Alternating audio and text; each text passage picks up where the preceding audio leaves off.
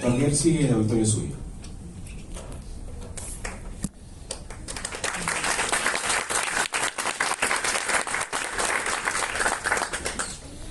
Muchas gracias. Quiero, en primer lugar, agradecer a la municipalidad, a la señora alcaldesa y a todos ustedes por su presencia.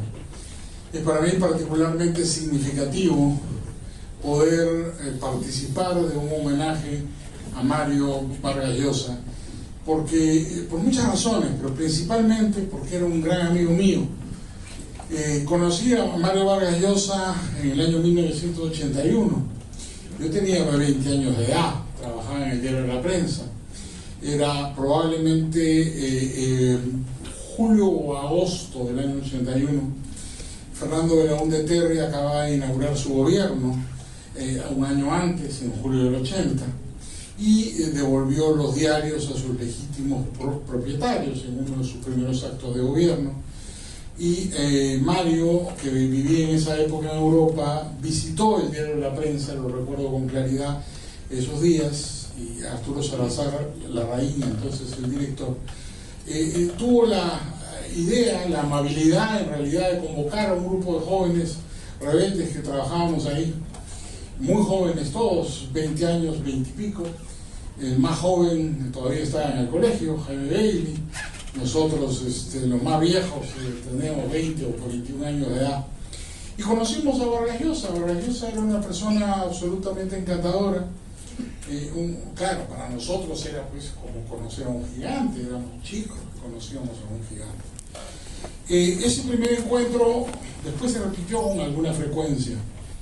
He contado ya una historia que probablemente algunos de ustedes han escuchado, que Vargas Llosa siempre cuando venía al Perú trataba de tener una presencia pública importante, ¿no? Y como parte de eso, Vargas Llosa siempre tuvo entrevistas, declaraciones, fue un hombre que nunca se quedó callado. Recuerdo muy bien además haber conocido a su hijo Álvaro poco tiempo después, que entró a trabajar también con nosotros en el diario de La Prensa, el entonces diario de La Prensa, como en sus épocas de vacaciones, porque él estudiaba también en Europa. Posteriormente ya lo conocí más profundamente, porque yo en ese momento comencé a trabajar también, además en el diario y estudiar en la universidad. Hacíamos a partir del año 84 en particular, con Hernando de Soto en el Instituto de Libertad y Democracia, que había sido fundado en el año 1978 precisamente por Vargas Llosa, por Hernando, entre otras personalidades como Miguel Vega Alvear, Fernando Vega Santa Gadea y otros. Entonces tuve la oportunidad de conocer por muchas décadas a Mario, siendo yo muy joven, y eso me dio una cercanía con esta persona fantástica, que es hoy día, que es casi un mes que lo hemos perdido, después de una presencia tan intensa a lo largo de Mario muerto casi 90 años, y una presencia permanente en la vida de los peruanos, que quisiera compartir con ustedes durante algunos minutos algunas anécdotas y reflexiones sobre su carácter y su personalidad. No soy un crítico literario ni soy un especialista en la materia, soy de profesión abogado, fui periodista en esa época y puedo hablar básicamente como amigo, también como abogado, que fui de Mario en determinados momentos a lo largo de todos estos años, algunas veces en crisis, sobre todo al principio del gobierno de Fujimori, que Vargas Llosa tuvo una posición muy crítica respecto, sobre todo a partir del 92, de algunos actos como la disolución del Congreso. Y creo que lo que les puedo contar lo podría agrupar yo en 4 o 5 temas. Quisiera empezar por la persona. Todos conocemos a Mario Vargas Llosa, sabemos algo de él, tenemos noticias de él. Y lo que puedo compartir con ustedes es un conocimiento cercano de la persona. Y si me pidieran, me preguntaran, defina usted, señor Gersi, a Vargas Llosa en una palabra, yo diría, era un hombre libre. Creo que es la mejor definición de Vargas Llosa. Por supuesto, escucharán otras versiones de otras personas que han conocido a Mario de otra manera. Como yo lo conocí a un hombre libre. Un hombre libre en el sentido más propio del término. Era libre en todo. Era libre en su modo de pensar. Estuvieras o no de acuerdo con él te lo decía de frente. En eso era un buen arequipeño. Era curioso. Había nacido en Arequipa, pero no había vivido un minuto en Arequipa. Pero era el arequipeño más arequipeño que he conocido nunca. Nunca perdió ni el acento. Y yo le decía a Mario, pero tú no has vivido en Arequipa. Hablaba en un arequipeño perfecto. Y era profundamente arequipeño. Entonces, era libre en su pensamiento. Era libre en lo que decía. Era libre en su conducta. Era libre en su vida personal, habiendo pasado además por algunos escandaletes que todos hemos conocido, tampoco son misterios. Todo en la vida de Vargas Llosa además terminaba siendo público, nunca tuvo vida privada, todo terminaba en las primeras planas de los diarios, en los noticieros, todo en su vida siempre fue un ejercicio de libertad. Yo creo que esta es una primera observación muy interesante. He conocido otros escritores, tengo una amistad muy cercana con Alfredo Pérez Echenique, he conocido otros escritores en el extranjero, Marcos Aín, psiquiatra, famoso novelista argentino, muy amigo de mi padre, que también era psiquiatra, y no son como Vargas Llosa. Las personalidades de los escritores son más bien distintas. Hay algunos escritores que son, digamos, muchos más académicos y otros más reclusivos. Vargas Llosa no, Vargas Llosa era una persona muy integrada en la sociedad, participaba mucho. Era, como explicaré después por su método, que es un segundo tema, era una persona que nunca rehuyó ninguna discusión, ningún debate, que participó activamente en la vida de su sociedad, como persona, como familia, ¿no es cierto?, como peruano, como liberal, como político, como académico. Era un hombre que intervino permanentemente siempre. Nunca pudo quedarse callado, nunca pudo quedarse quieto. Y es admirable que un hombre de su talla intelectual, que lo conquistó todo desde el punto de vista literario, haya tenido ese carácter. Normalmente los intelectuales no son así. Y Vargas Llosa tenía un carácter muy particular, ¿no? Le gustaba intervenir, ¿no? Siempre, por supuesto, hay un personaje público que es diferente del personaje privado. El público, ustedes lo conocen también como yo, no hablaré del personaje público. Pero el personaje privado, Vargas Llosa, era muy divertido. Era hombre de clase media, no era una persona arrogante, aristocrática, todo lo contrario, era profundamente de clase media. ¿Qué disfrutaba Mario más, además de estar con su familia? Por supuesto, además de leer.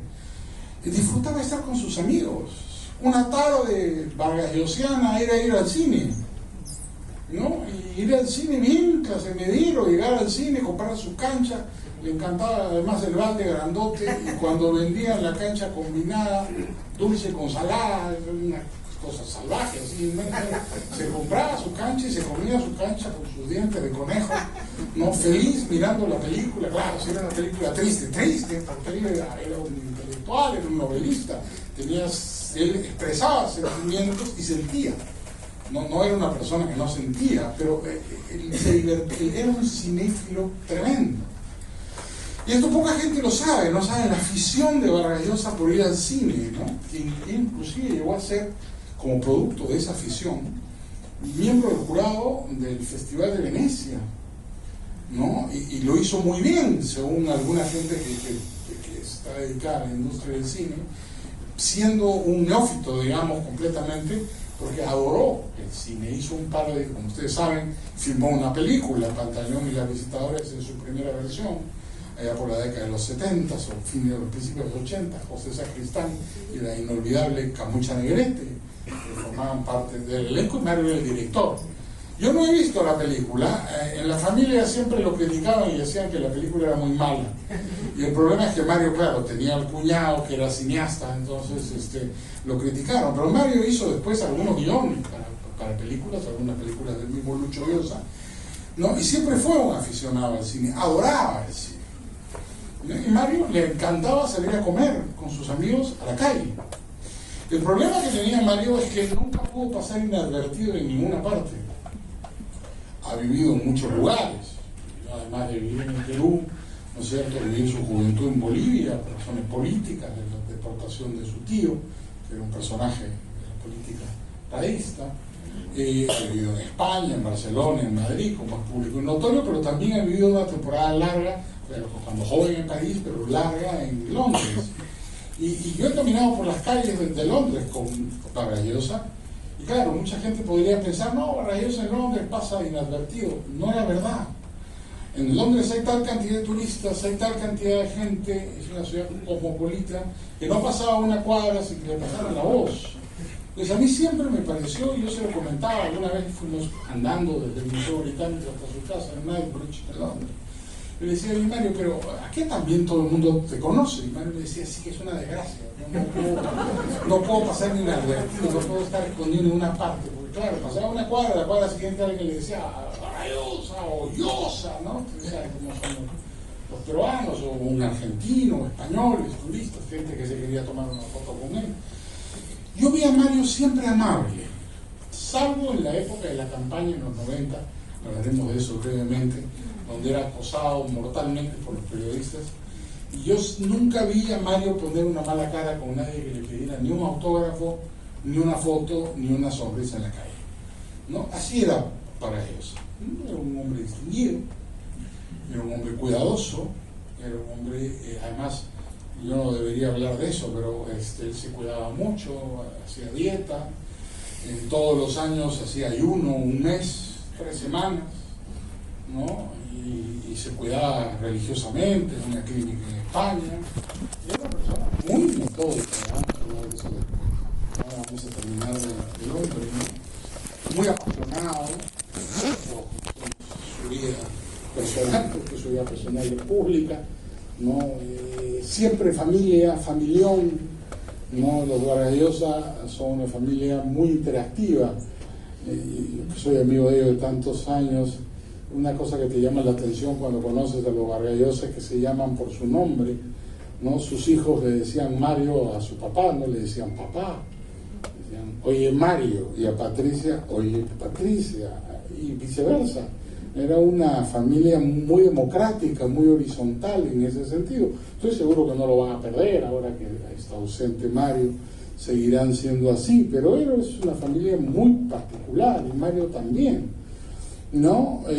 Como persona, Mario fue siempre una persona reflexiva, transparente.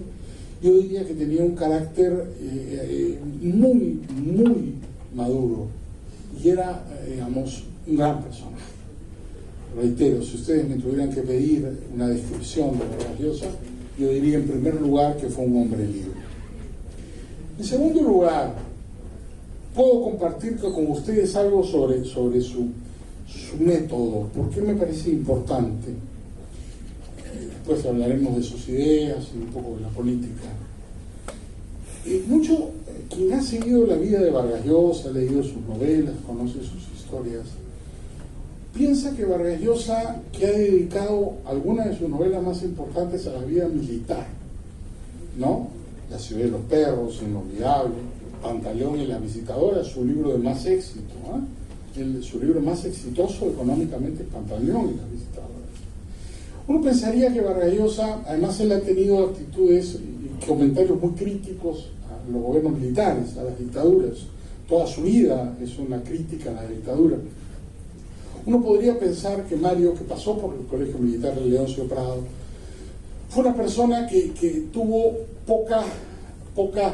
que fue marcado poco por la vida militar, y que más bien era un hombre crítico en la vida militar. Es verdad, él era un hombre crítico en los abusos y las tiranías en la vida militar. Pero a Vargas Llosa eso es algo que yo he descubierto con el tiempo, ¿eh? Me costó darme cuenta de una cosa, que en la vida militar, que Leoncio Prado, la formación militar, marca profundamente a Vargas Llosa en su manera de trabajar. Yo les quiero contar un testimonio directo. Así como Mario era este juguetón personaje que le gustaba ir al cine con sus amigos, comer bistec con 3 huevos fritos encima, ¿no? Plátano frito, era su lomo a lo pobre, ¿no? Comer como bebito, decía yo, no le gustaba su lomito con arroz y hablaba hasta por los codos. Mario era también un trabajador absolutamente ordenado. No parece propio de un intelectual, en eso también se distingue Mario de otros escritores, ¿no? Uno piensa en el novelista y piensa en Víctor Hugo, ¿no? Un hombre dominado por la musa que en un determinado momento comienza a escribir en un arrebato de inspiración y de repente se pasa 3 meses esperando que la musa regrese. No, ese no era Vargas Llosa. Vargas Llosa era metodológicamente un técnico de la literatura. Además que dominaba profundamente las diferentes técnicas de la literatura. Vargas Llosa era un hombre absolutamente ordenado. Y creo, es una tesis personal, ¿eh? La he conversado con algunos amigos, pero yo creo que eso lo hereda de su formación militar en el Colegio León Serrano. Les cuento cómo era el horario de Mario, ¿no? Mario no tenía por qué infligirse ese tipo de sacrificios, tal vez cuando joven, pero lo fue así hasta prácticamente el último día de su vida, mientras estuvo sano, ¿no? Mario era un hombre que se levantaba a las 6 de la mañana y que salía a hacer deporte. Aquí está mi profesor Pepe Jiménez, que ha sido profesor además de la Escuela de Comando, y le hubiera encantado a Pepe que yo fuera como Mario, pero Pepito, yo no hago ni 2 ranas, ni 2 ranas. Pero Vargas Llosa, hasta que se enferma, primero cuando joven corría, hemos visto muchas fotos, tal vez recordarán ustedes en caretas. Vargas Llosa era un atleta, era un hombre delgado, alto, siempre cuidado, mantenía muy buen estado físico. Esa es la marca de la escuela militar.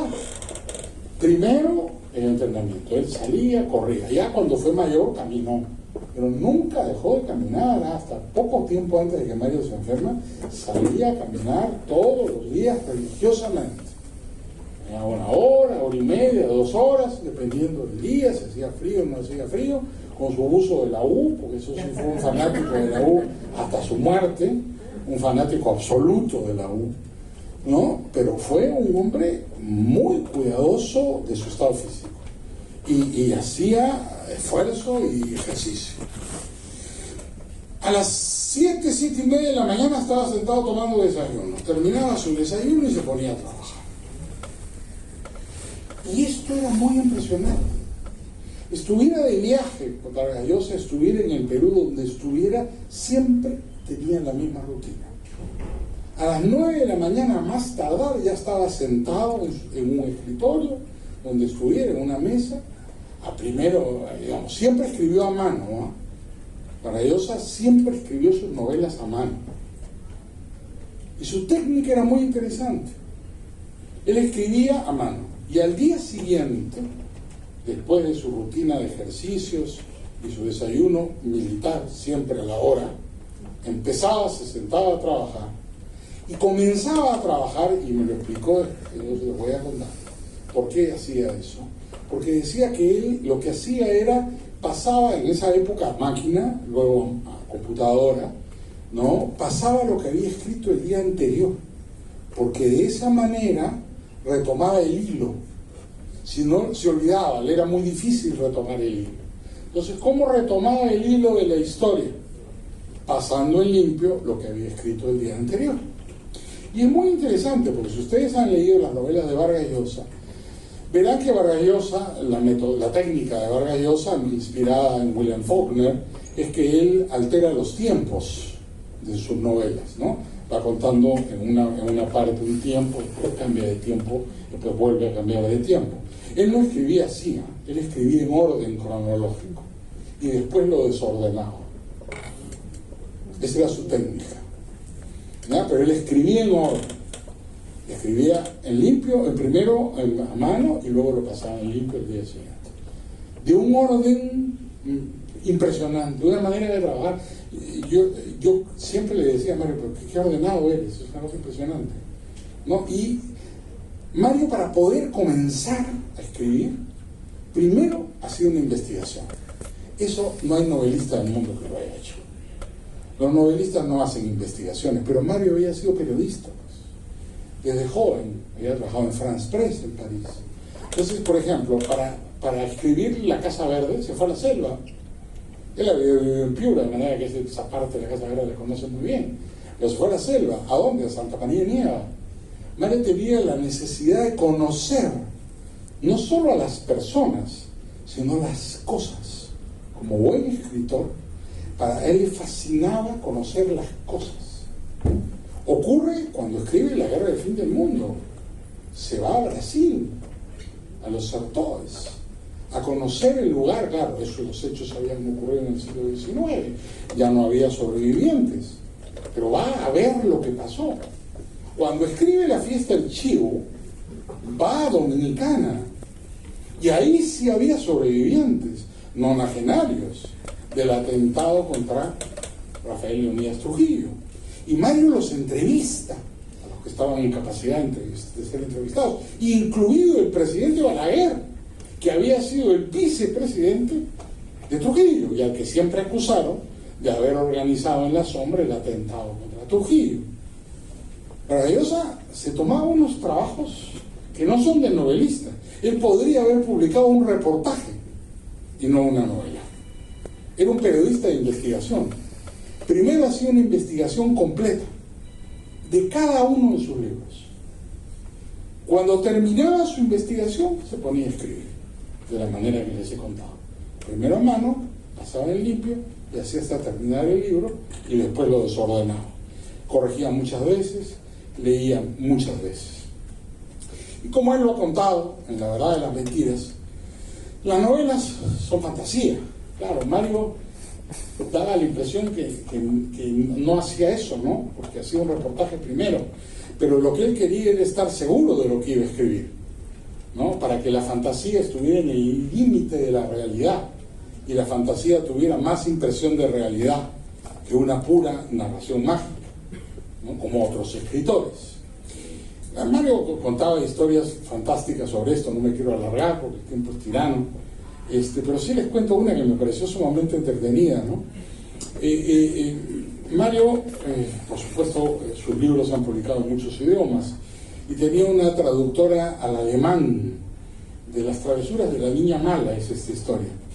Y yo recuerdo que contaba, riéndose a carcajadas, que su traductora, que era su amiga, ¿no? Pero fue su traductora por muchos años, no me acuerdo el nombre, la señora, una Frau Gertrud, algo, no me acuerdo.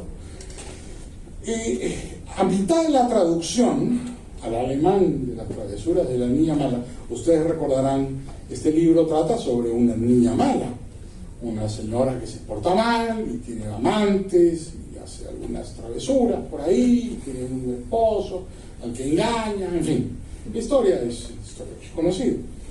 Pero en este libro hay un determinado momento que ocurre una escena de amor en la que la niña mala viaja, no recuerdo si es de Nueva York a París o viceversa, y tiene un encuentro furtivo con uno de sus amantes.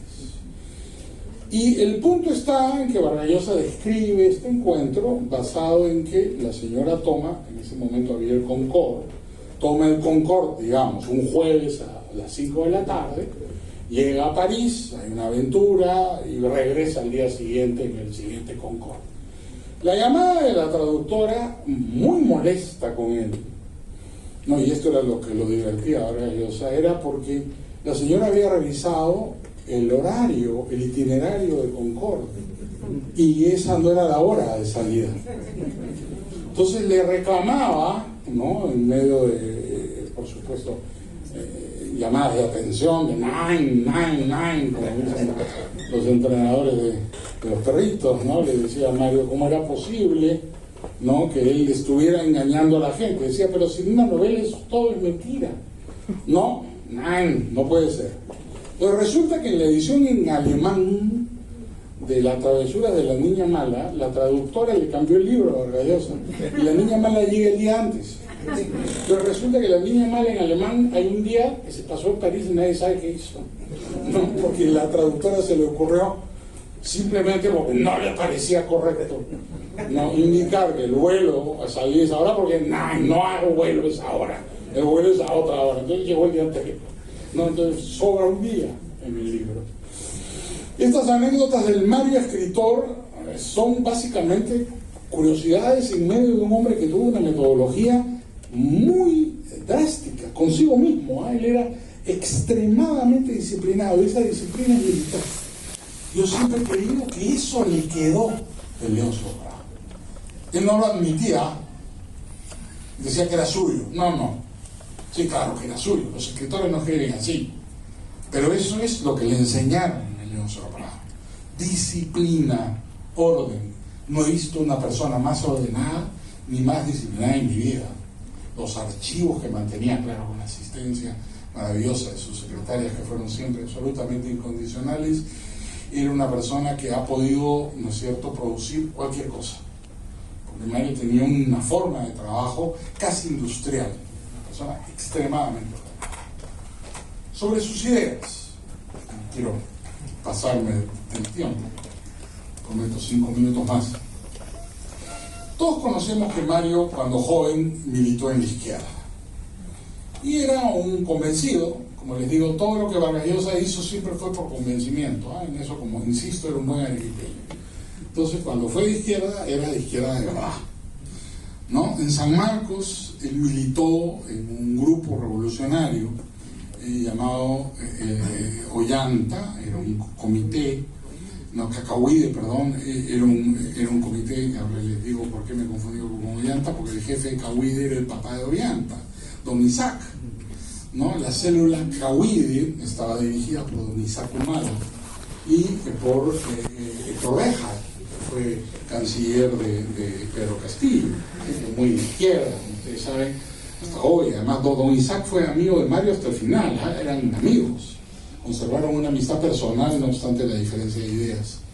Mario se desengaña de la izquierda después, con el correr de los años, después de la Revolución Cubana del 59. Para eso va tomando distancia cuando ve que Fidel Castro no es el liberador, el libertario que alguna gente pensaba que era. Y descubre, sobre todo a raíz de la censura, un poeta llamado Alberto Padilla, el caso Padilla, como se le conoce en la historia, ¿no? Que el régimen en Cuba era realmente una tiranía, una dictadura. Entonces, Mario tiene una actitud crítica y comienza a desandar el camino. Nunca abandonó Mario, sin embargo, la influencia decisiva en su pensamiento filosófico y su filosofía de Jean-Paul Sartre. Como ustedes saben, Sartre fue el filósofo dominante en el París en el que vivió Mario, de finales de la guerra, en los años 50, en los años 60. Y hay toda una crítica sobre de qué es Sartre, si es de derecha o es de izquierda. En realidad poco importa esa discusión, porque lo que era Sartre era un defensor de la libertad y del individuo, y eso en Vargas Llosa fue muy importante. Vargas Llosa fue toda la vida un sartreano, porque él creyó en la tesis sartreana que el intelectual tenía una función social, que debía ser comprometido. Y eso fue Vargas Llosa siempre, un intelectual comprometido, sartreano hasta el último día de su vida. ¿En qué consiste el compromiso sartreano? Que Vargas Llosa creyó en que el intelectual no se puede quedar callado. El intelectual escribe, está muy bien, publica sus novelas, sus ensayos, lo que fuere, poeta si es poeta, músico si es músico, pero además tiene que participar, debe opinar. Y eso hizo Vargas Llosa. A veces sus opiniones fueron, digamos, muy críticas, hubo mucha gente que estuvo en desacuerdo con él, otras veces coincidió con la opinión mayoritaria, pero lo que no podemos negar es que este hombre nunca se quedó callado y que siempre fue honesto. Él dijo lo que pensaba y ese era su compromiso, decir lo que pensaba. Mario comienza un proceso de evolución ideológica e intelectual en los años 70 en Londres, por una curiosa circunstancia personal. Está Mario viviendo en Londres y conoce a un grupo de gente, algunos de ellos contemporáneos a él, pero la mayoría muy mayores que él, que fueron el grupo de intelectuales que estuvo alrededor de Margaret Thatcher. Cuando Margaret Thatcher no era una persona importante, había sido brevemente secretaria de salud en el gobierno conservador de Edward Heath, pero en ese momento, en los años 70, 74, 75, Margaret Thatcher sube 78, Margaret Thatcher era miembro de la oposición, era una diputada del Partido Conservador, miembro de la oposición. Pero Vargas Llosa, a través de un personaje muy importante en la conversión de Vargas Llosa al liberalismo, un español de nombre Pedro Schwartz, los españoles pronuncian Pedro Schwartz, ¿no? Un intelectual muy importante, vive hasta hoy, tiene 90 años, es un contemporáneo de Mario. Logra entrar en un círculo intelectual sumamente influyente en Londres. Pedro Schwartz había sido alumno de uno de los más importantes filósofos de la historia, llamado Sir Karl Popper, de origen austrohúngaro. Popper, judío, vivía en Londres en esa época, era un hombre anciano, había sido profesor, ¿no es cierto?, en Cambridge, en las mejores universidades, en el LSE, en las mejores universidades inglesas, era un lógico formidable, y había publicado algunos libros políticos muy influyentes, un gran liberal. Schwartz era el traductor al español de Popper, y le presenta a Mario a su profesor, y se hacen muy amigos. Mario es muy influenciado por Popper, personalmente y filosóficamente. Sus puntos de vista filosóficos, el individualismo metodológico de Popper, es absorbido por Mario rápidamente y tiene una amistad muy profunda. A través de estos dos señores, conoce a otro filósofo aún más importante, Isaiah Berlin, que era un exiliado lituano. En esa época Lituania era parte de Rusia, había huido con sus padres al principio de la revolución y vivía en Londres, y era profesor muy famoso en Londres, que enseñaba en Oxford, ¿no es cierto? Y Isaiah Berlin ha sido tal vez uno de los filósofos más importantes, filósofos políticos más importantes de la época en Europa y en Inglaterra. Muy amigo de Vargas Llosa. Vargas Llosa se deslumbra con el pensamiento de Isaiah Berlin y desarrolla a través de ellos también la amistad personal con un famoso historiador inglés, Hugh Thomas, autor de la historia de la Guerra Civil Española, de la historia de Cuba, un gran hispanista, tiene una historia de México, es uno de los grandes historiadores ingleses de todos los tiempos. Entonces, él es acunado, ¿no es cierto?, prohijado por este grupo de caballeros, liberales todos, y convertido al liberalismo. Él ha contado esta historia, la ha contado de manera expresa. Para ellos ha escrito 20 novelas, algunos libros de ensayo muy importantes, colecciones de artículos por cientos, pero solo tiene un libro de filosofía política, se llama La llamada de la tribu. Y ese libro, además de sus memorias, en el agua, ¿no?, pero La llamada de la tribu es un libro muy importante, porque Mario habla de cada uno de estos señores. Además habla de Friedrich Hayek y otros grandes intelectuales liberales de la época, ¿no?, y cuenta cómo influyeron en él y cómo lo transforman, cómo él deja de ser socialista y se vuelve un partidario de la economía de mercado, un partidario de la libertad. Él ya se sentía un individualista por su influencia sartreana, pero el bagaje intelectual del liberalismo lo absorbe él como una esponja, como era Mario, absorbe las ideas directamente, críticamente, en el Londres pre-Thatcher. Posteriormente es a través de ellos, particularmente Hugh Thomas, que conoce a Margaret Thatcher y tiene alguna participación.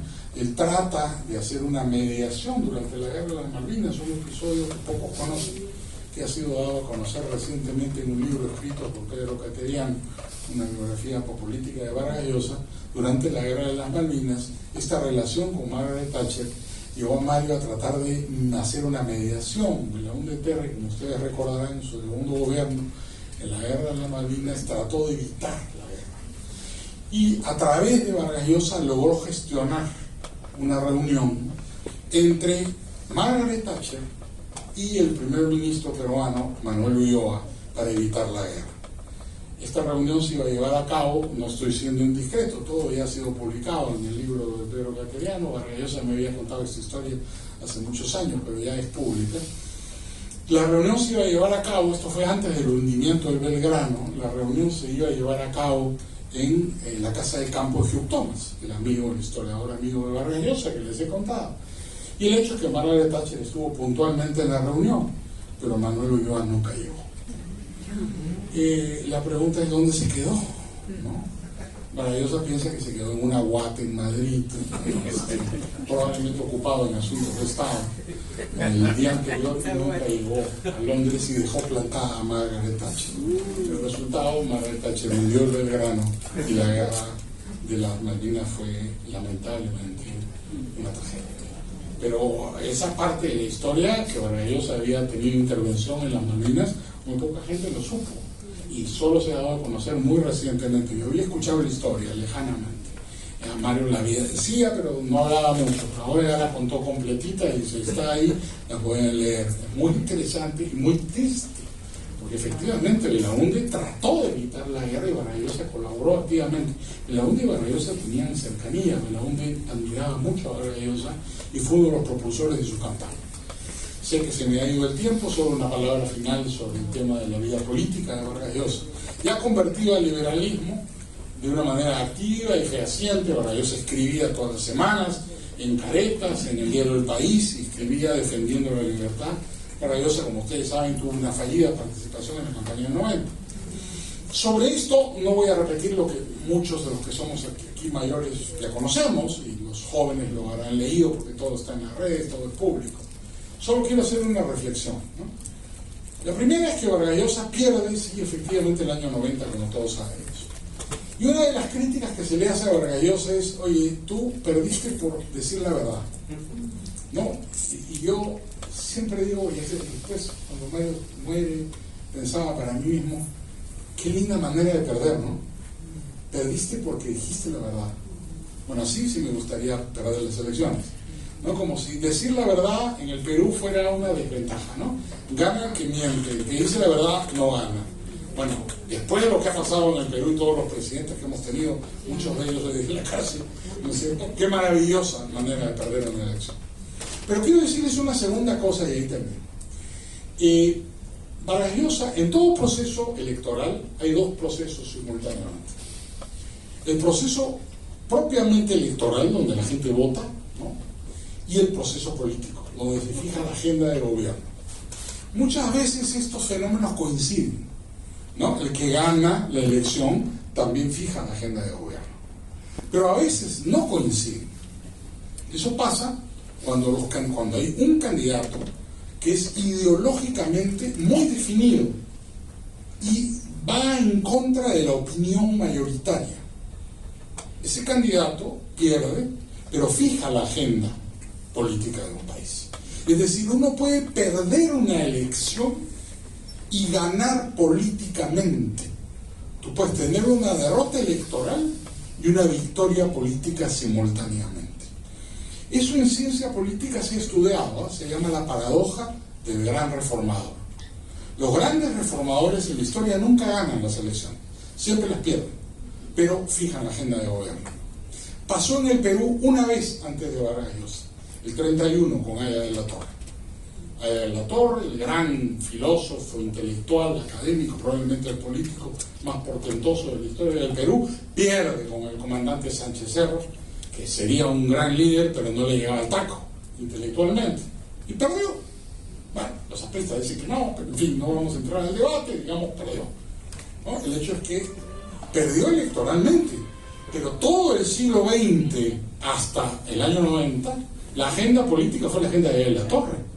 Él puso la agenda política del país, la reforma agraria, la nacionalización de la minería, de la gran industria, el proteccionismo. En la agenda del plan de gobierno de la Torre del 31. Tuvo una derrota electoral, pero tuvo un triunfo político. Bueno, le pasó lo mismo a Vargas Llosa. No quiero sugerir que Vargas Llosa y la Torre sean iguales, no lo eran mucho, pero sí en cuanto a convicciones, eran gente que tenía una agenda ideológicamente definida, gente que no cedía Así como a él, La Torre no cedía en sus convicciones, Vargallosa tampoco. Y eso porque uno era trujillano y el otro era equipé, pero no cedían en sus convicciones. ¿No es cierto? Y Vargallosa no cedió a pesar de perder la elección, ¿eh? Él no le importó, no quería ceder. Decía que era fundamental actuar por principio. Y esa es la moraleja de su vida. Yo creo que tenemos que recordarlo como una persona, un hombre libre, un hombre serio y disciplinado, que ganó todo lo que un intelectual puede ganar, un hombre que creía profundamente en la libertad. Miren, cuando la Academia Nobel le da el premio, no voy a citar exactamente porque no recuerdo las palabras exactas, pero más o menos la fórmula fue la siguiente, ¿no? La Academia Nobel anuncia el premio Nobel del 2010 para Vargallosa diciendo que se le da el premio Nobel, la Academia le reconoce en su obra una cartografía del poder y la lucha del individuo con sus triunfos y derrotas. Esa es una síntesis fantástica de la obra de Vargallosa. Esos son sus libros. Eso es Conversación en la Catedral, eso es La Casa Verde, eso es La Ciudad de los Perros, la lucha del individuo, sus triunfos y derrotas. Eso es La Fiesta del Chivo, eso es la Guerra del Fin del Mundo, eso es Palomino Monero. Esas son las grandes obras de Vargallosa, El Celta, ¿no es cierto? Eso es Te dedico mi silencio, nuestra fantasía, su última novela en la cual hay un hombre que quiere unir al Perú por la música. Eso es una poesía maravillosa, ¿no? Unir un país profundamente dividido cantando. Eso solo lo puede escribir un literato como ha sido Mario, y que creo que nos ha dejado un legado enorme que irá creciendo con el tiempo. Yo les agradezco enormemente nuevamente por su atención. Muchas gracias.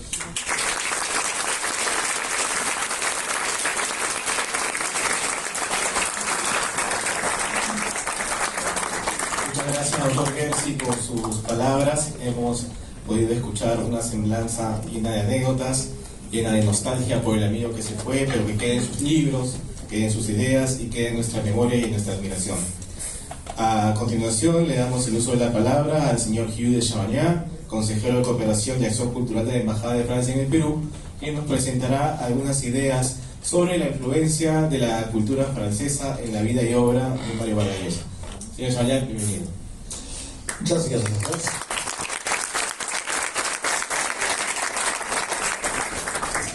Bueno, primero quiero expresar mis agradecimientos a la Alcaldía de San Isidro por invitarme en este evento para celebrar la memoria del inmenso autor Mario Vargas Llosa. Yo tengo que prevenirles que no van a tener una presentación tan interesante y viva como la del Dr. Gersi, porque yo tengo muchas desventajas comparado a él.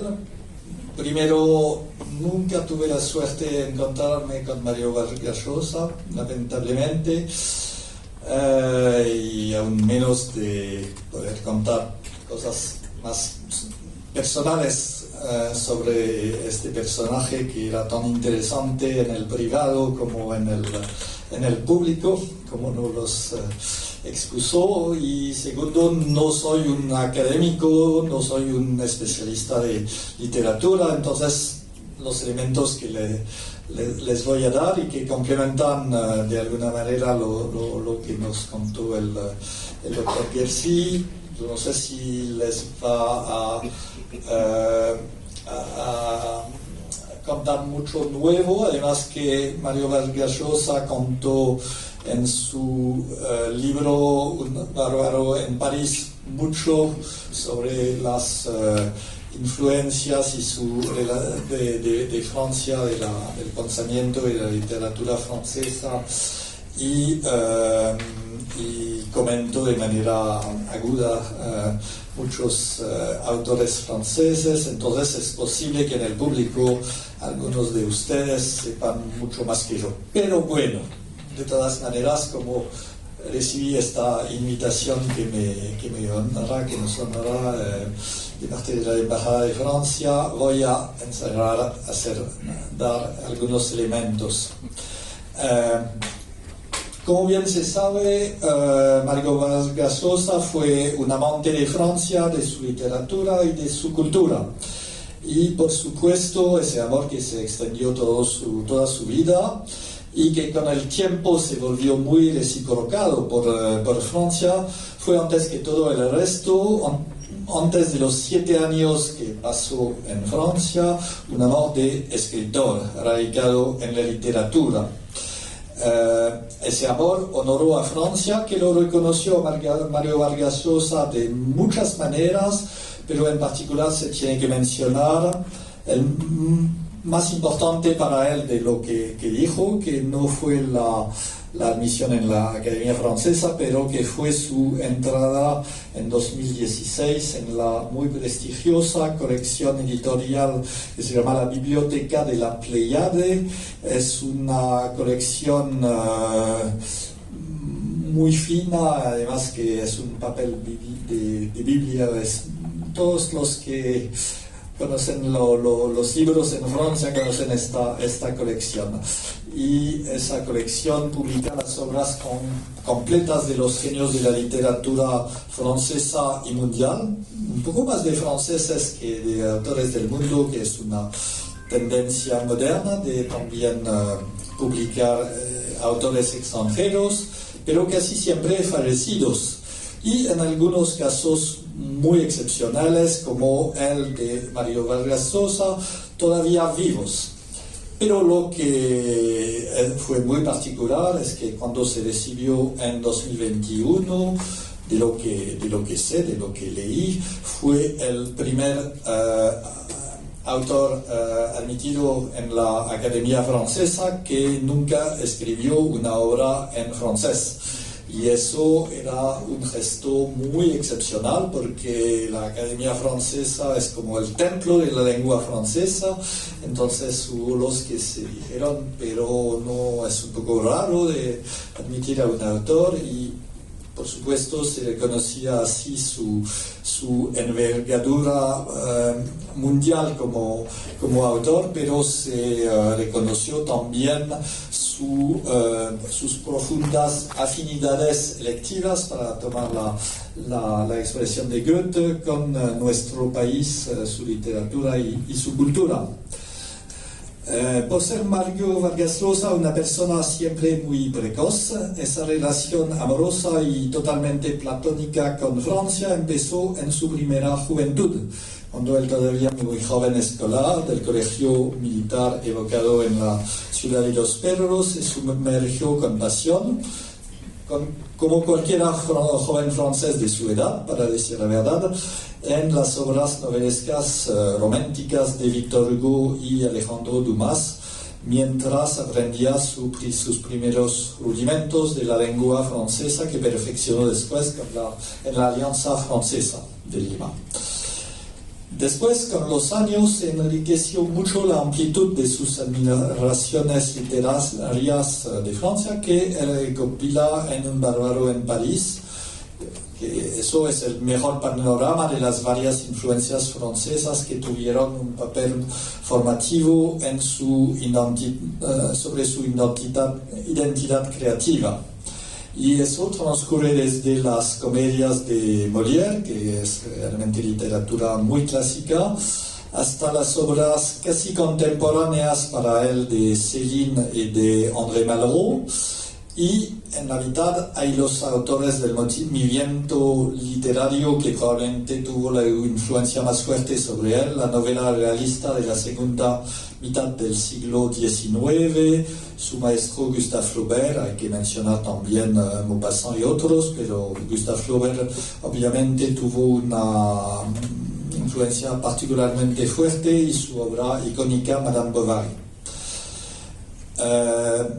El otro aspecto que usted mencionó, entonces no voy a desarrollarlo mucho, es el lado político de la literatura francesa. Y este lado político tiene una historia larga que empieza, bueno, yo no sé, se puede decir desde Rabelais de alguna manera. Entonces todavía los principios del Renacimiento, después en las épocas clásicas también existió, pero realmente subió en el siglo XIX con Victor Hugo, con Lamartine, que participó en la revolución de 1848 y aún se presentó a la presidencia de la República en Francia, como Mario Vargas Llosa, y un poco más tarde hubo Émile Zola y otros, y ese personaje del intelectual comprometido es realmente tuvo su culminación en el siglo XX,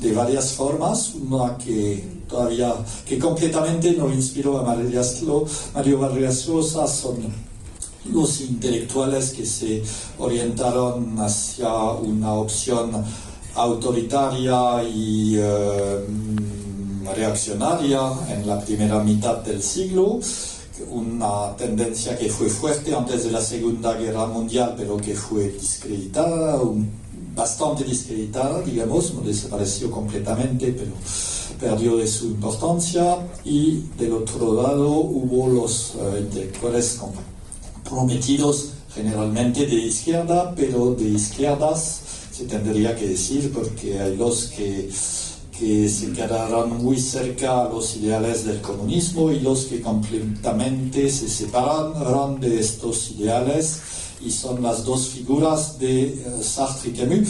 Sartre no era un prosoviético hasta el fin de su vida, pero cometió muchos errores en sus juicios políticos, y por ejemplo en alguna época se volvió un admirador de la Revolución China en un periodo en la cual era un régimen muy represivo, y cometió muchos errores políticos, aunque yo entiendo que el Sartre que Mario Vargas Llosa conservó en su memoria era el que defendió la libertad individual de manera muy fuerte, especialmente en sus primeras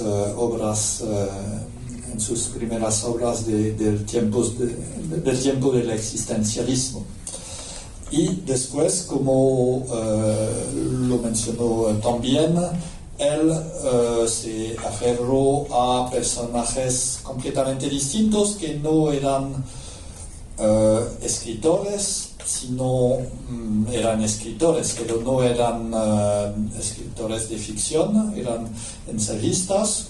Probablemente son menos conocidos, salvo por especialistas, porque la literatura de ficción se traduce más que la literatura de ensayos, y son un personaje muy importante, en mi punto de vista, que peleó mucho con Sartre, que se llama Raymond Aron, que fue el gran apólogo del liberalismo político en los años 60 y 70, y también Jean-François Revel, que fue y periodista y también pensador, y son las dos figuras emblemáticas de este corriente del liberalismo político en el siglo XX. Hay que decir que el liberalismo político es un movimiento que tuvo su importancia en la historia intelectual y política de Francia. En la época de Napoleón I hubo Benjamin Constant, que es una persona bastante importante del pensamiento político liberal y también un hombre de letras. Después hubo Tocqueville, que también hizo un poco de política, pero no mucho porque no fue muy exitoso, pero que realmente puede ser, según mí, que no de la manera teórica, pero de la manera muy concreta, observando el sistema político de los Estados Unidos y comparándolo con los sistemas políticos de los países europeos en la época, hizo una teorización muy fuerte y que se queda actual aún en nuestros días, para explicar por qué el liberalismo democrático es un sistema que, a pesar de sus defectos, porque hay defectos, es realmente muy difícil de superar. Entonces, solamente para terminar, que mientras Mario Vargas Llosa, el autor, fue siempre muy celebrado en Francia, y más, yo creo, más y más reconocido, Mario Vargas Llosa, el primero ensayista político, y después, cuando se presentó a la presidencia de la República en el Perú, tuvo apreciaciones más contrastadas en el mundo intelectual francés, según las opciones políticas de cada uno.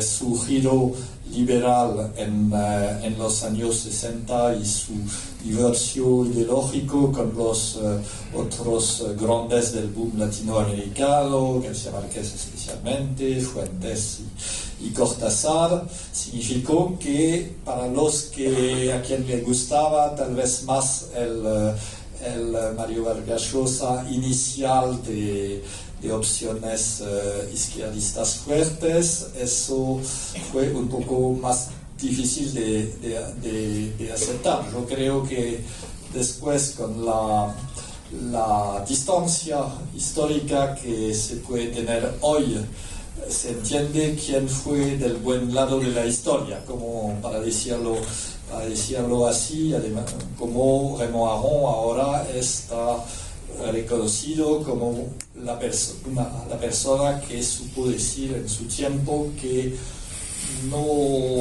aunque uno tenga ideales socialistas de izquierda, eso no podía defender regímenes totalitarios. Y yo creo que eso fue la línea común con Mario Vargas Llosa, que nunca desvió de esta línea política, pero basada en fundamentos teóricos, no solamente en opciones partidarias, digamos. Es una de las cosas que también se le reconoce hoy en Francia como parte de la importancia de su personaje, también en la vida política de Perú y de América Latina generalmente. Muchas gracias. Está grabadito. Gracias, Mario Cabañán. Usted que iba a hablar alguna generalidad, pero no ha sido así. Nos ha ilustrado perfectamente el camino, citando una galería importante de autores en los que podemos... Se había producido el golpe del 92 y Vargas Llosa fue muy crítico con el golpe del 92. Y entre las cosas que dijo, que en su momento fueron mal recibidas en el Perú, seamos honestos, la mayor parte de la gente se disgustó cuando Vargas Llosa pide el bloqueo al Perú y al gobierno de Fujimori, que era golpista, y llama a un bloqueo, una movilización internacional. ¿No? Yo creo que Vargas Llosa fue honesto y actuó como siempre ha actuado en contra de las dictaduras, pero en su momento eso no gozó de popularidad en el Perú. Y el gobierno de Fujimori, que estaba empezando una etapa autoritaria, tomó represalias contra él.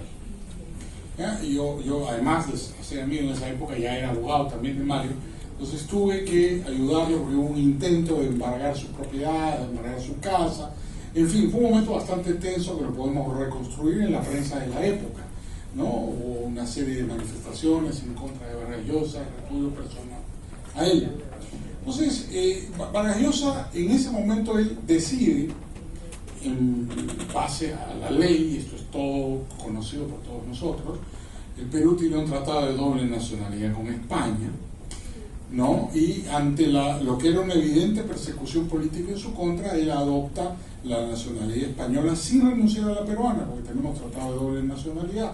De hecho, Mario siempre fue peruano, murió en el Perú, quiso morir en el Perú, además murió en su casa, recibido en su familia y acompañado por toda su familia, absolutamente peruano, profundamente arequipeño, como he dicho, donó toda su biblioteca al pueblo de Arequipa, ahí está una bella casona arequipeña en el centro. Pero en ese momento la historia se escribe con un flujo, la historia es un flujo que evoluciona y cambia. En ese momento hubo un episodio complejo, en el cual Mario tuvo, digamos, un rechazo por parte de la opinión pública por sus palabras. Entonces él adopta la nacionalidad española. Y el Movimiento de Libertad entra en una discusión, lo digo con transparencia. Además, acá está Carlos Gamarra, que no me va a dejar mentir, él estaba ahí sentado conmigo, ¿no? Que era secretario de organización del Movimiento de Libertad. No sé si Pedro Guevara también nos acompaña esta noche, pero había bastante gente. Se acaba de ir la alcaldesa, que era una militante importante del Movimiento de Libertad, Nancy Bizurraga.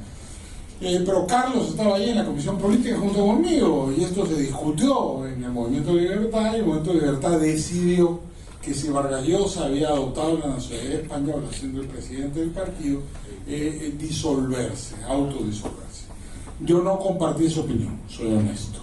Yo pensaba, igual que usted, que era indispensable mantener el Movimiento de Libertad para que hubiera un partido liberal, que no existe en el Perú, no hay un partido liberal, hasta hoy, ¿no? Entonces, pero lamentablemente pues la democracia es la democracia. Entonces la posición por disolver el Movimiento de Libertad ganó, se adoptó esa decisión y terminó el Movimiento de Libertad.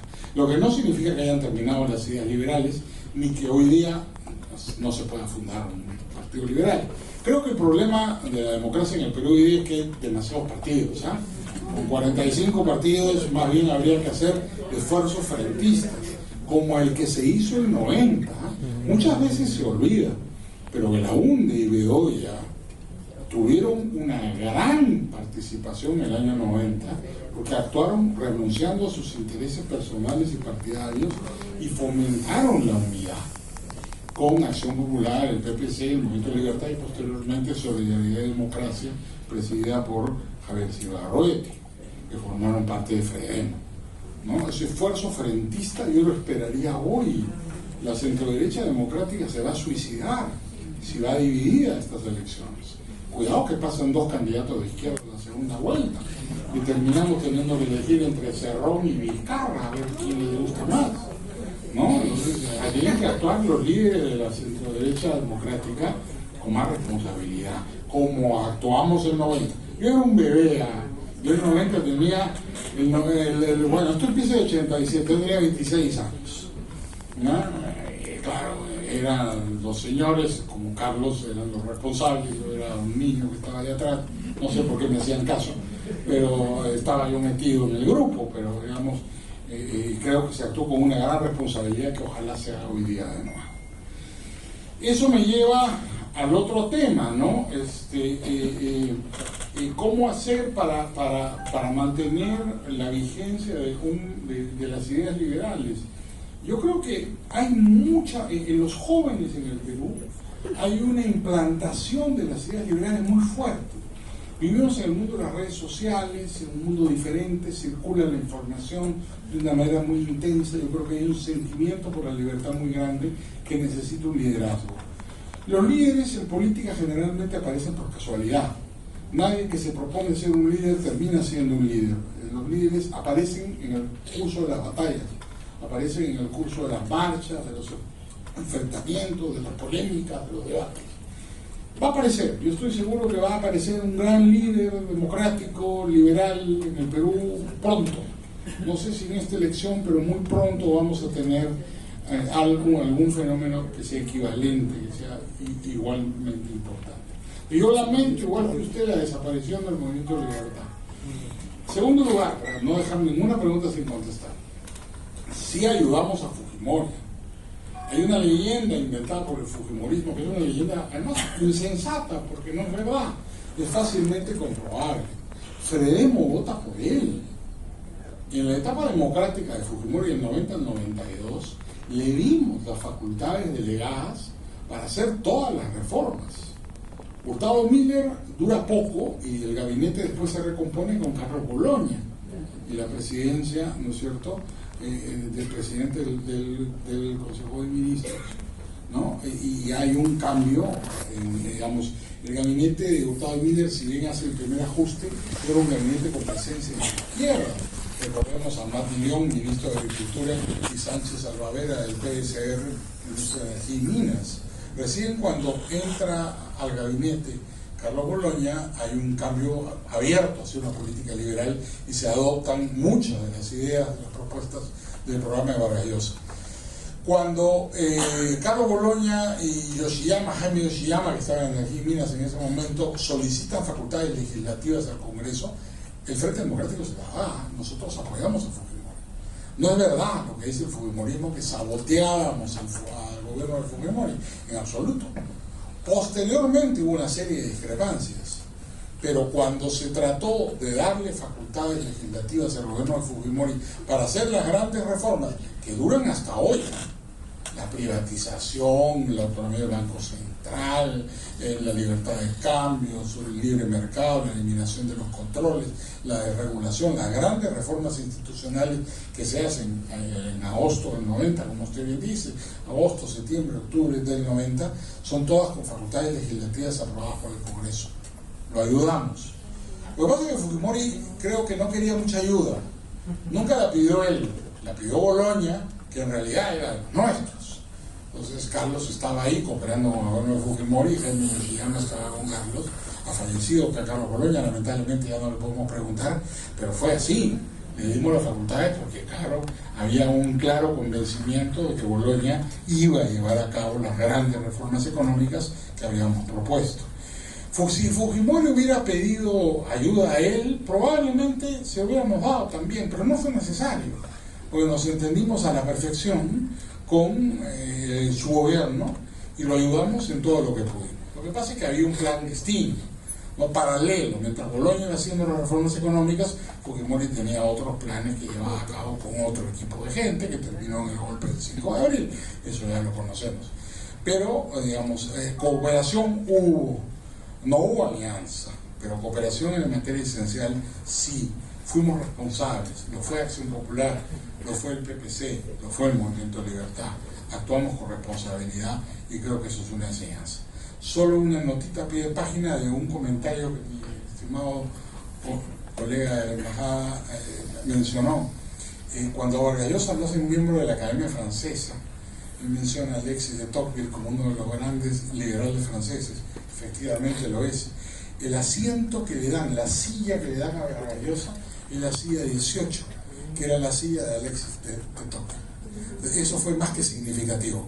Cuando la Academia Francesa le da a Vargas Llosa la misma silla que el gran liberal francés del siglo XIX. Nuevamente, muchas gracias.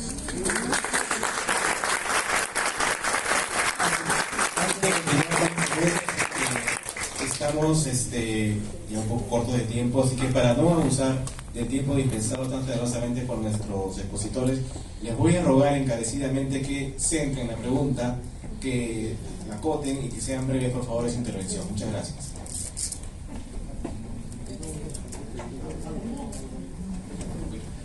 Felicitaciones, don Enrique, felicitaciones al agregado cultural de la Embajada de Francia. Mi inquietud era, bueno, sigo yo llevando esa profunda tristeza y pena por la pérdida de Vargas Llosa, ¿no? Pero me quiero centrar en los populismos. No más pobres en un país rico, cuando esas frases populistas ofrecen el paraíso socialista en Sudamérica, en las regiones latinoamericanas o en el Perú, que es parte de los países andinos. Y hoy en día muchos se hablan por indicadores económicos que hemos regresado a la pobreza extrema. Ese es mi temor para estas cortas elecciones que se vienen en pocos meses. Y cuando Mario Vargas Llosa nos enseña a hablar con la verdad en política, esos populismos me dan a entender que nos pueden arruinar. Era la gran inquietud que tengo, porque le tengo miedo a los populismos de izquierda y también de derecha, ¿no? Ofrecen el oro y el moro, y la verdad de las cosas, mi temor es que el Perú termine en el pudridero. Era mi inquietud, Enrique. Y al doctor de Chavagnac, el liberalismo político que usted menciona, ese debería ser el mejor consejo que ahora tenemos para la región sudamericana, el liberalismo, que se entiende el Perú desde Europa, ¿no? Era mi única inquietud.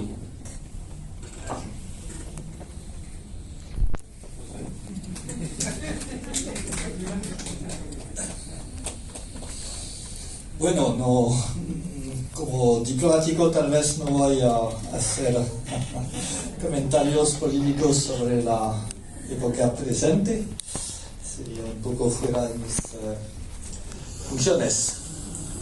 Pero bueno, digamos que en Europa, no hablando de América Latina, sí vemos que en periodos en que los hitos clásicos se pierden un poco, hay una tentación de soluciones alternativas al liberalismo y que, bueno, eso preocupa.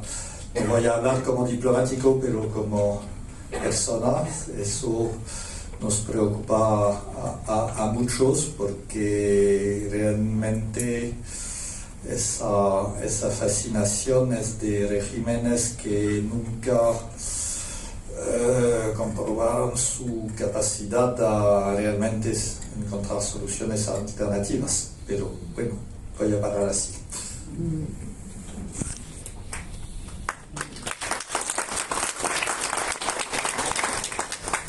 Mario fue siempre un gran adversario del populismo, ¿no? Yo les cuento una anécdota primero. Me acuerdo que el año 90, era abril del 90, pocos días antes de las elecciones, y hubo un gran congreso liberal en Lima para apoyar la candidatura de Mario Vargas Llosa fundamentalmente, y vinieron grandes liberales del mundo, entre ellos Jean-François Borel, el presidente de Lima. Él vino 3 veces a Lima y en esa oportunidad se echó un discurso épico, maravilloso sobre la libertad. Estuvo Plinio Mendoza, Israel Kirchner, gran economista austriaco, en fin, un grupo bastante importante liberal de todo el mundo. Pedro Schwartz, la persona que mencioné, estuvo presente. Fue una reunión muy interesante desde el punto de vista intelectual. Y Belaúnde estaba sentado en primera fila, ¿no?, en el auditorio. Y recuerdo que Vargas Llosa empezó hablando del populismo y haciendo una crítica del populismo.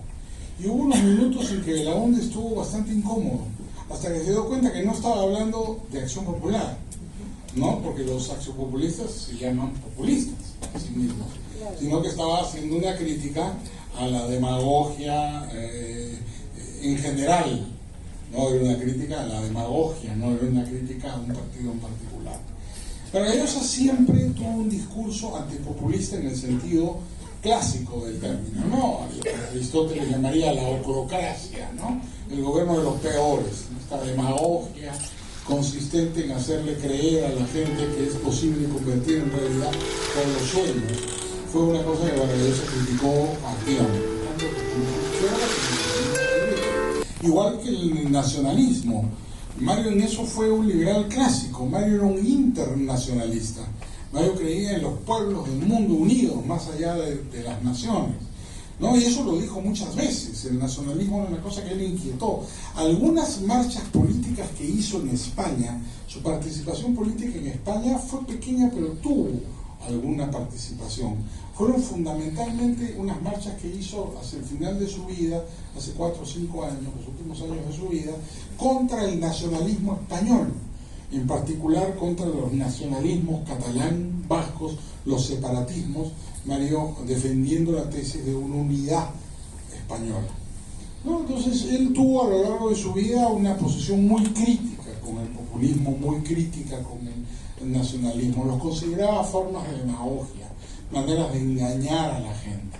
No por pertenecer a una colectividad eres mejor ser humano que otro ser humano, y no por apelar a las más bajas pasiones, ¿no es cierto?, a las ideas más vulgares que pueda tener una persona, eres mejor que otra, ¿no? Entonces eso Mario lo condenó activamente. Mario era un ciceroniano, ¿no? Esto lo hemos conversado alguna vez porque, digamos, Cicerón era un estoico y yo pertenezco más bien a la otra tradición, ¿no? Pero Mario siempre, en materia de discusión política, de moral política, fue muy ciceroniano, ¿no?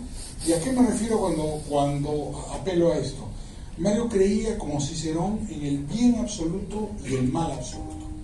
Y él sostenía la tesis ciceroniana de que no se podía llegar al bien a través del mal, que no era posible, que no se podía, digamos, legitimar los fines con malos medios. Eso va en contra de la tradición maquiavélica, ¿no es cierto? La posición estoica, tradicional, ciceroniana, es que lo bueno se consigue a través de lo bueno, nunca a través de lo malo. Lo malo no te va a llevar nunca a lo bueno, ¿no? Y en esto Mario Zinde era bien tajante, ¿eh? Tenía opiniones durísimas, y una de esas era esta.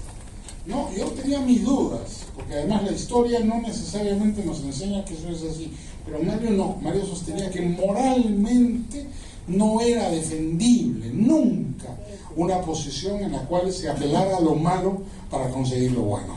Él siempre condenó esa tesis. Para él, el populismo, los nacionalismos, las formas de demagogia política eran apelar a lo peor bajo la tesis de conseguir lo mejor, que nunca lo conseguían, porque no se podía alcanzar una situación deseable a través de medios indeseables.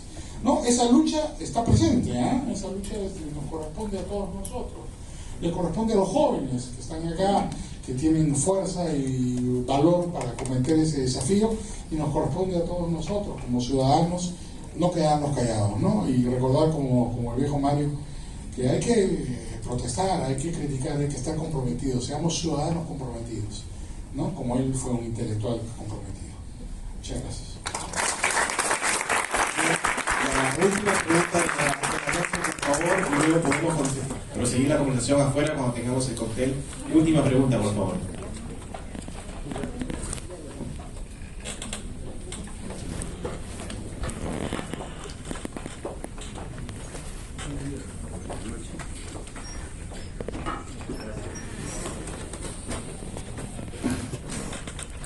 Buenas noches. Muchas gracias. ¿Por qué es que es tan difícil que la gente se dé cuenta, los electores, entre votar por la libertad o votar por ser esclavo? Creo que son las dos opciones. Yo la tengo clarísima. Esto se lo planteé a Álvaro Vargas Llosa, que salía de una reunión con un grupo de jóvenes, y le digo, ¿por qué es tan difícil? ¿Por qué ese mensaje no llega? ¿Por qué no la tenemos clara? Y yo me pregunto lo mismo. Y creo que hace falta un grupo, independientemente de los partidos políticos, que asesore, que pilotee a la población sin tener un interés político como partido. Si decir, oiga, voten por fulano por esto, voten por fulano por el otro, voten por fulano por esto, pero voten por la libertad. Y en este grupo están todos estos señores. Voten por los esclavos, por ser esclavos, están todos estos señores. No sé por qué es tan difícil. Muchas gracias.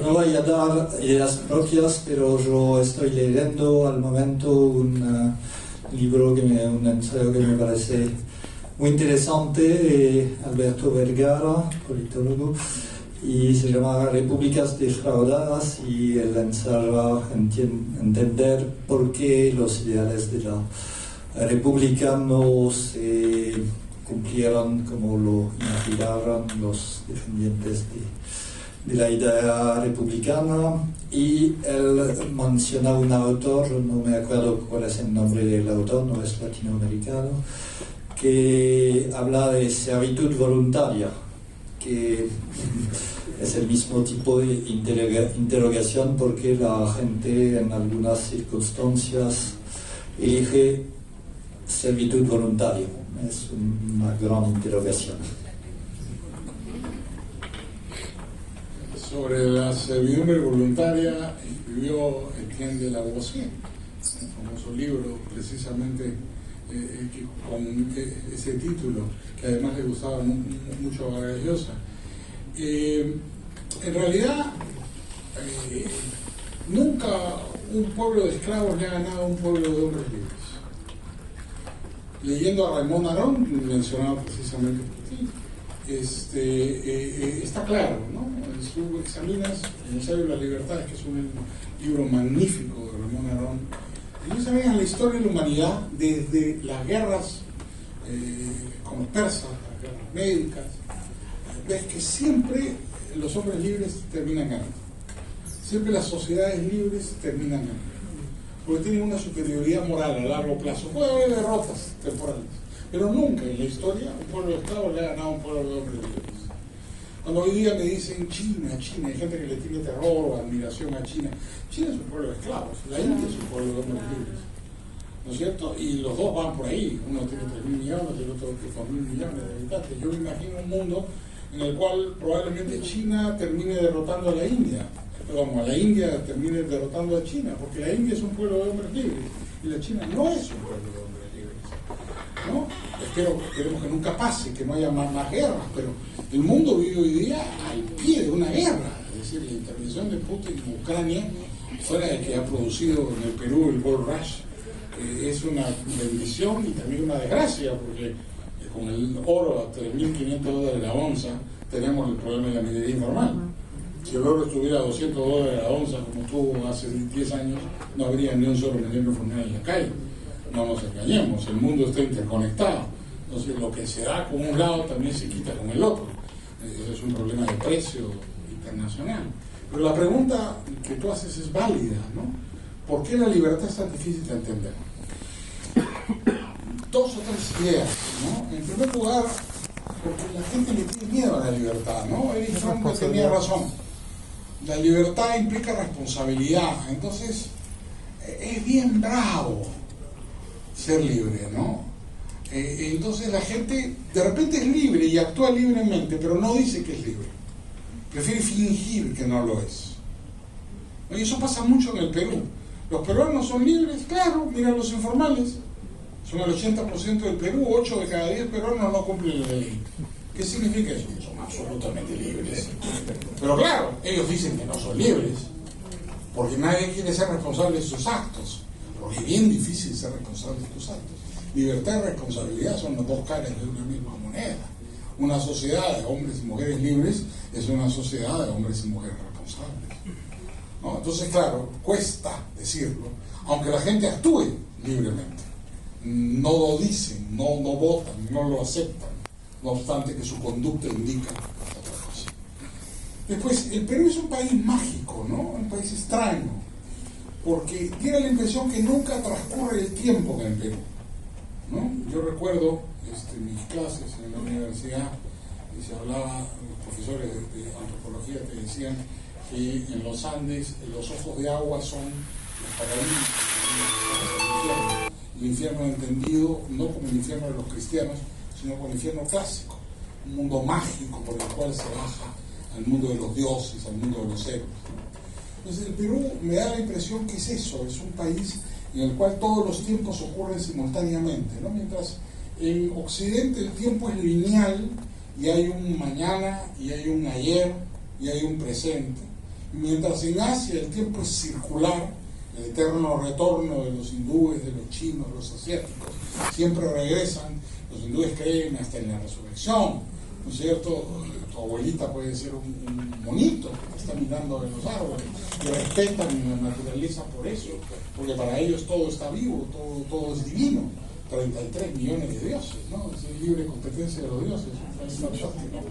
La India, tengo gran admiración por los hindúes, como se nota, pero digamos, volviendo al Perú, mientras en el mundo occidental el tiempo es lineal, en el mundo asiático el tiempo es circular, postulo yo la tesis de que el tiempo en el Perú es simultáneo, nunca transcurre, siempre estamos en el mismo momento. ¿Se han dado cuenta? Sí. Todos los días llega Pizarro, todos los días mata Atahualpa, todos los días de la guerra con Chile, ¿no es cierto? Todos los días los goles de Cubillas, ¿no? Siempre estamos en el mismo ciclo, nunca transcurre el tiempo. Es un país mágico, más que religioso, ¿eh? Somos un país mágico, extraño, con esta civilización fantástica que mucha gente admira, donde un peruano será pobre pero no come feo, ¿no? Porque le pones un plato feo y no se lo comen. No hay un peruano que se coma algo feo. Es una cosa rarísima, porque eso no es así. Supuestamente en un país pobre, ¿cómo es lo que hay? No, pero no sé, el lujo de decir, no, feo a mí no me lo vas a dar, pero no me lo pongo. No, es muy extraño este país. No, yo tengo un amigo que es un gran periodista, no quiero ser vulgar, pero voy a hacer la cita literal, Juan Carlos Tafur, que es mi compañero de colegio, y él dice que el peruano vota por joder. Y creo que tiene razón, ¿sabes? Somos un país cachaciento, burlón. Los peruanos se toman una revancha con los políticos el día de la elección y dicen, a ver, ¿quién es el peor? ¿No? Los israelitas, me acuerdo, en el Congreso Corto y votaron por los israelitas. Los pobres israelitas se la creyeron y aparecieron 37 israelitas en el Congreso y no tenían la menor idea de qué estaban haciendo ahí. No, la gente se estaba burlando de los políticos. ¿Por qué votaron por Castillo? Ha habido distritos del Perú donde Castillo sacó un 90%, ni en Corea del Norte. Sí, el chino de Corea del Norte, ¿cómo se llama? Yankee Bo, este caballero de Corea del Norte, y quisiera tener la votación que tuvo Castillo en algunas zonas en Puno, 90%, 92%. ¿Pero por qué estaba votando la gente? Claro, algunos por convicción, otros por protestar. Bueno, así es el peruano. Y es una vaina. Porque así piensa el peruano. Piensa en un mundo mágico donde el tiempo no transcurre, un mundo civilizado, culto. Los peruanos somos todos artistas. A todos nos encanta el arte. Esa culminación de esta epopeya artística de la peruanidad en el triunfo de la comida peruana en el mundo. Pero es un país de artistas, es un país mágico, es un país misterioso, es un país que no cree en los políticos, que se burla de ellos cada vez que puede. Por eso yo he postulado, con esto acabo, ¿no? Yo sé que ya me pasé el tiempo, pero yo digo, cuidado con estas elecciones, ¿eh? Hay un cómico de candidato, cuidado, ¿ya? Yo soy amigo de Filipe Vázquez, también de Rafael López Ayaga, le tengo un gran aprecio a Keiko. Carlos Cepá, que es candidato, yo quisiera que él fuera presidente, no creo que gane. Nunca he tenido más amigos candidatos a presidente. ¿Ya? Pero cuidado que es Álvarez. ¿Por qué? Por joder, pues. Además, imagínense por un segundo el debate. Álvarez es artísticamente un genio. Yo me imagino a Álvarez sentado en el debate, ya depende de él que lo haga bien, ¿no? Tampoco la política, tú sabes bien, Martín, cómo es la política, de repente Álvarez es un fiasco. Pero condiciones tiene el tipo. Imagínense por un minuto un debate en el que Álvarez le comience a hablar a Keiko como Keiko, a Porfi como Porfi, a Philip, ¿no? Que sale disfrazado de Alan García, se ponga la peluca de Dina. No lo van a parar, la gente se va a matar de la risa. Van a decir, que ya que se fríe todo, vamos a poner. Cuidado que Álvarez dice cosas importantes, ¿sabes? Tiene ahí su mensaje conservador, interesante. Yo no esperaba que Álvarez fuera por ese lado. Hay sus mensajes, por lo menos que yo he visto, no los he escuchado todos, no conozco su plan económico, no sé si tienen una idea clara en esa materia, pero por lo menos su mensaje contra la delincuencia es un mensaje bien conservador. No, mano dura, y la gente está pidiendo eso, ¿ah? Mano dura, fuerza, policía poderosa. Como este país es tan raro, bueno, ahí está Álvarez. Es decir, este país es tan raro. De repente no conocemos la cara del presidente también, ¿ah? O presidenta. No sabemos, puede aparecer en la campaña 45. ¿Sabe Dios quién no va a aparecer? ¿No? Y yo creo que siempre es un misterio. Pero es efectivamente un gran problema vender la libertad. Yo quería decir una cosa y me fui por las ramas. 30 segundos, si me perdonas. ¿Ustedes han oído hablar de una cosa que se llama Huayca? Sí. Ya, algunos de ustedes, pero no todos, ¿no?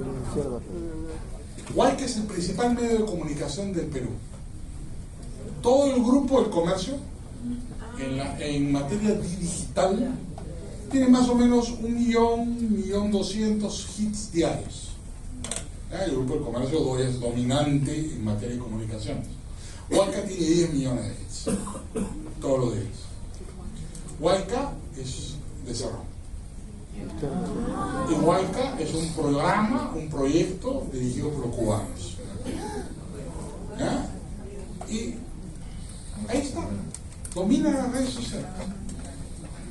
Yo creo que una manera de luchar por la libertad, a esto no necesitamos al gobierno, basta un grupo de empresarios que se lo proponga, un grupo de gente decidida. Lo que hay que hacer es hacer una cosa como lo que ha hecho la izquierda, armar en las redes sociales una alternativa a Huayca, que es un sistema de comunicación muy sencillo. Si ustedes entran ahora a Huayca, pues le voy a levantar los fans a Huayca con esto, entren y miren y van a ver que Huayca hace una fotonoticia. Ni siquiera es menos que Twitter, menos caracteres que un Twitter. Ellos hacen una infonoticia, una fotonoticia, una foto con, por supuesto, todo ideológicamente dirigido, donde venden un eslogan. Informan por eslogans, desinforman por eslogan, pero en realidad no informan. No, ellos te venden su posesión. Es importantísimo penetrar en las redes. Un ejemplo lo ha dado Milei en Argentina. Milei derrota a un monstruo político que es el Partido Peronista, una de las maquinarias políticas más formidables de América Latina, la derrota con las redes, ¿no? Y empieza él solito. Yo creo que ahí hay un camino, al alcance de todos, porque eso no, inversión cara no es, eso es una inversión mínima, lo que implica es dedicación de tiempo, ¿no? Gente convencida, que esté dispuesta a dar tiempo, a organizarse, por supuesto que piense sin duda, que tiene ideas, convicciones, y que sea capaz de transmitirlas. Así que defender la libertad está en nuestras manos, es tarea de todos.